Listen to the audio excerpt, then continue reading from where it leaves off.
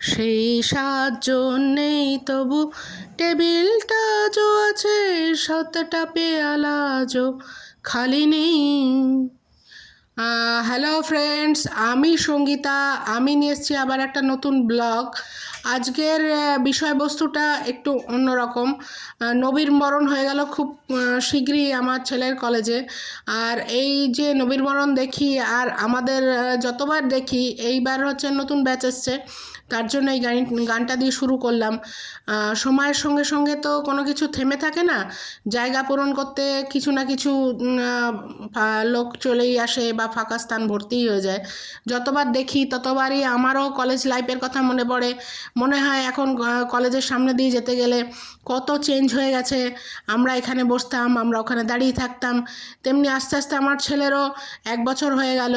এটা গত বছরের প্রোগ্রামে কিছু প্রোগ্রামের সঙ্গে এবছরের যে হয়েছে নবীনবরণ, সেটা পাঞ্চ করে আপনাদের জন্য রাখলাম। দেখুন আপনাদের কেমন লাগে। তবে ওই কিছুদিন বাদে আমাকেও যেরকম এখন দেখতে আর মনে মনে ভাবি যে এখানে ছিলাম, আমরা ওখানে দাঁড়াতাম, আমার ছেলেরও 2 বছর হয়ে যাবে, দেখতে দেখতে কলেজ শেষ হয়ে যাবে, ওকেও তখন এরকমই মনে করতে হবে। অবশ্য এত দূরে ওর আসতে হবে না, কর্মক্ষেত্র হয়তো অন্য জায়গায় হবে, কিন্তু মনের মণিকোঠায় তো মনে পড়বে। তখন এই ইউটিউবের ডায়েরি দেখলে ওর মনটা ভালো লাগবে। তো এটা হচ্ছে গত বছর ড্যান্সের প্রোগ্রাম। এই মেয়েটি ভালোই খুব সুন্দর নেচেছিল, আরও অনেক নাচের প্রোগ্রাম হয়েছিল। দেখুন কি সুন্দর ডান্স ও পারফরমেন্স দিচ্ছে।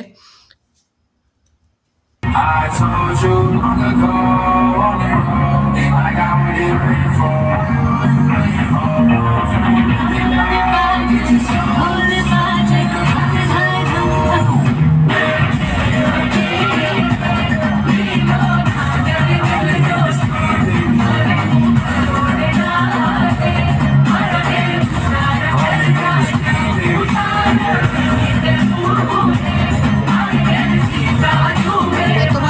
ছেলে অনেক রকম প্রোগ্রামে পার্ট নিয়েছিল, আর বেশ কিছু প্রাইজ ওর ঝুলিতে এসেছিল।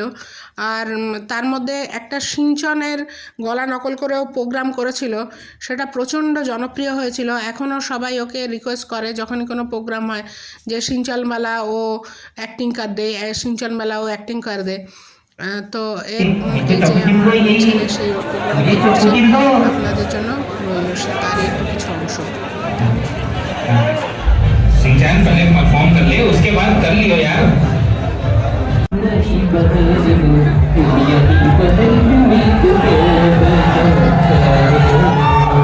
এখানে এই যে সবাই ওর সঙ্গে গলা মেলাচ্ছে।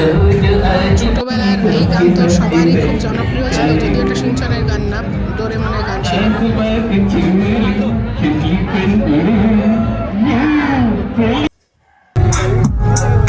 আর গতবারের ফ্যাশন শো হয়েছিল, এই তারই কিছু একটু অংশ। সেই ফ্যাশন শোতে আমার ছেলে জিতেছিল।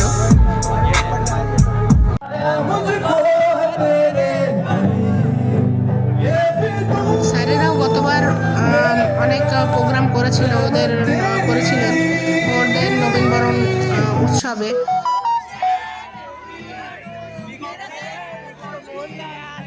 গতবারের প্রোগ্রামটা এই যে ওরা খুব এনজয় করছে। গতবারের প্রোগ্রামটা বাইরে হয়েছিল, তো অনেক রোদ্দুর ছিল, তার মধ্যে ওদের প্রচণ্ড কষ্ট হয়েছিল, কিন্তু খুবই আনন্দ করেছিল।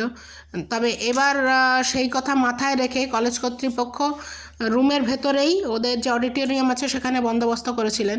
তাতে হয়তো মানে রোদ্দুরটা লাগেনি, কিন্তু এই খোলাভাবে অনেকটা জায়গায় এই যে এইবারে এখানে অ্যারেঞ্জমেন্ট করা হয়েছে, এরকম একটা স্বপ্ন মধুর আলো সৃষ্টি করা হয়েছে। কিন্তু করলেও যেটা রুমের মধ্যে যেইভাবে আনন্দটা করাটা একটু অসুবিধাই হয়, অনেক স্টুডেন্ট তো। কিন্তু মানে খোলা মাঠে গতবার যেটা করা হয়েছিল, তাতে রোদ্দুরে পুড়ে হয়তো সব মানে সাউথ আফ্রিকার লোক হয়ে গিয়েছিল, তাতে অসুবিধা ছিল না, কিন্তু ছড়িয়ে ছিটিয়ে বসে খুব আনন্দ করতে পেরেছিল। এই দেখুন এখানে সব এক এক করে জড়ো হচ্ছে, তখনও সবাই আসেনি। এই রাস্তায় সুন্দর করে লাইট দিয়ে সাজানো হচ্ছিল। এটা এদের ঢুকেই, ওদের গেট দিয়ে ঢুকেই, কলেজের গেট দিয়ে ঢুকেই এরকম সিধা চলে যেতে হয়, যাওয়ার পর একটা জায়গা করা আছে, স্টেজ করা আছে, আর অনেকটা জায়গা আছে, সেখানে অনেক স্টুডেন্ট বসতে পারে। কিন্তু মানে যেটা খোলা মনে নাচানাচি করা বা একটু কথাবার্তা বললে, যে স্টেজে প্রোগ্রাম করলে একটু অসুবিধাই হয়, কিন্তু হয়ে গিয়েছিল।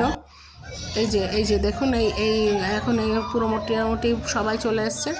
এই মানে যে প্রোগ্রামের সঙ্গে নিজেদের একাত্ম করে চিল্লামিল্লি নাচানাচি শুরু হয়ে গেছে, কোনো অসুবিধা নেই।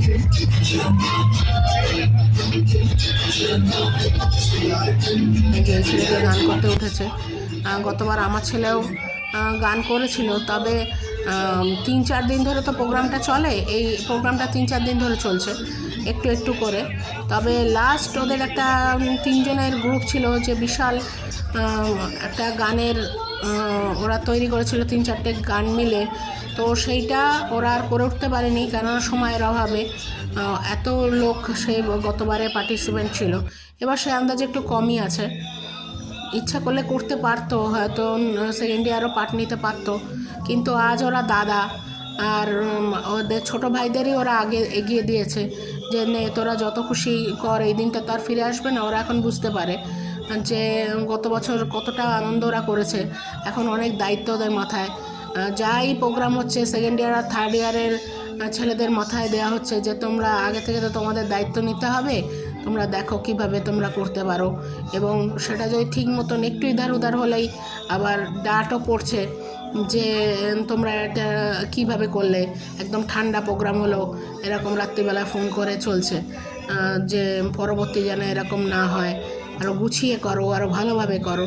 দরকার এটা পরবর্তী জীবনে যখন যাবে, যে একটা অ্যারেঞ্জমেন্ট কী করে করতে হয়, সবাইকে কী করে দর্শকের ধরে রাখতে হয়, এই ব্যাপারগুলো তো পরবর্তীকালে কাজে লাগবে। ভালোই হচ্ছে। আর এই যে আমার লম্বকর্ণ, এই যখন প্রোগ্রাম হচ্ছে ও খুব নাচ করে, এখন খুব নাম করেছে, কিন্তু জীবনে কোনো দিন নাচ শেখেনি। আর এই যখন একটা পিকনিক হয়েছিল, সেখানে 3 ঘন্টা নেচে, এখন ওকে দেখলেই সবাই এই যে বলছে, সে বাঁদরের যেরকম বলে না এই নাচ নাচ, সেই রকম অবস্থা হয়েছে। ওকে দেখলেই বলে এই নাচ নাচ, আর আমার লম্বকর্ণ হাত উঁচু করে নাচানাচি শুরু করে দেয়। এই যে চলছে, এই জুনিয়র ছেলে, তার সঙ্গেও নাচন কোদন চললো ওর কিছুক্ষণ।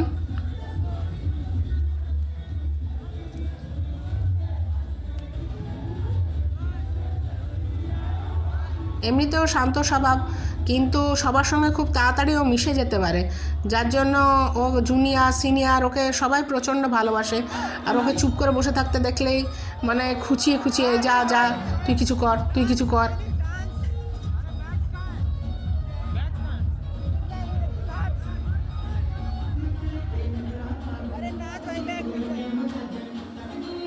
তবে একটু গ্র্যাভিটি মেনটেন করার চেষ্টা করে। বর্তমানে 2টো ক্লাবের প্রেসিডেন্ট, তো তাকে তো একটুখানি ছোটদের সঙ্গে ঘামা নিয়ে থাকতেই হয়, কিন্তু বড় একটাকে ওকে ভয় পায় বলে আমার তো মনে হয় না।